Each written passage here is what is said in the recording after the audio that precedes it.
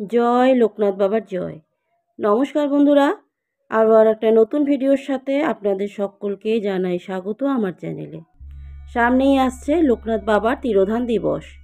রণে বনে জলে জঙ্গলে যখনই বিপদে পড়িবে আমাকে স্মরণ করিও, আমি রক্ষা করিব। বাবা লোকনাথের এই পরম বাণী স্মরণ করে মানুষ বহু বিপদ থেকে উদ্ধার পায়। আমরা যখনই কোনো বিপদের সম্মুখীন হই তখনই লোকনাথ বাবার এই পরম বাণী স্মরণ করে বাবার দয়ায় সকল বিপদ থেকে উদ্ধার হতে পারি। বলা হয় লোকনাথ বাবা হলেন স্বয়ং ভগবান শিবের অবতার, অর্থাৎ তার মধ্যে ভগবান শিবের উপস্থিতি রয়েছে। বন্ধুরা, আজকের পর্বে আমরা জানব 2024 সালে লোকনাথ বাবার তিরোধান দিবসের তারিখ এবং বাড়িতেই সহজ সরল পূজাবিধি এবং বাবার প্রিয় ফুল, ফল ও মিষ্টি কী সবটাই জানবো। কিন্তু জানবার আগে আমার চ্যানেলটা সাবস্ক্রাইব করে বেল বাটনটা প্রেস করতে কিন্তু ভুলবেন না।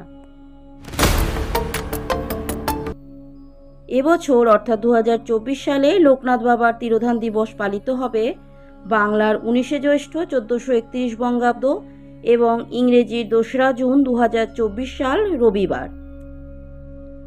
বলা হয় মনে ভক্তি ও শ্রদ্ধা দিয়ে পুজো করলে লোকনাথ বাবা তাতেই সন্তুষ্ট হন। তার কাছে মনের ভক্তি ও ভালোবাসাটাই হলো আসল, বিশেষ কোনো আড়ম্বরের প্রয়োজন হয় না। মনের সম্পূর্ণ ভক্তি, শ্রদ্ধা ও ভালোবাসার নিবেদনই বাবার পূজার মূল উপকরণ। এদিন বাবা লোকনাথের পুজোয় প্রসাদের জন্য মিছরি অবশ্যই নিবেদন করবেন। মিছরি বাবা লোকনাথের খুবই প্রিয় একটা জিনিস।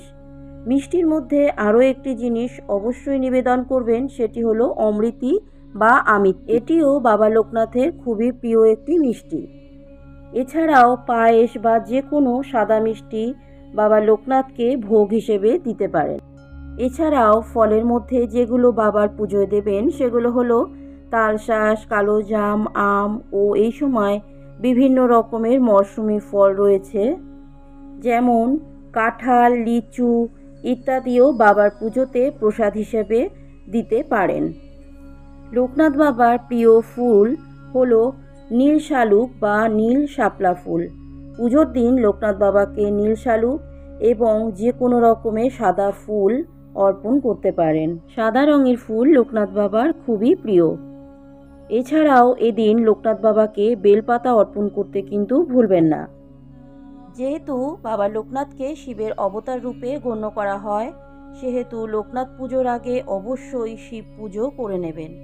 সংসারে নানা প্রকার দুর্ভোগ খণ্ডন করে সংসারে সুখ শান্তি প্রতিষ্ঠা করতে এবং অর্থাভাব দূর করতে বাবা লোকনাথের পুজো করা হয়। বন্ধুরা, আজকের ভিডিওটি তবে এ পর্যন্তই। ভিডিওটি ভালো লাগলে লাইক শেয়ার করতে ভুলবেন না এবং ভিডিওটি ভালো লাগলে চ্যানেলটি সাবস্ক্রাইব করে বেল বাটনটা প্রেস করতে ভুলবেন না। দেখা হবে অন্য একটি ভিডিওর সাথে, নতুন একটি পর্বের সাথে। আজকের মতো তবে বিদায় নিচ্ছি।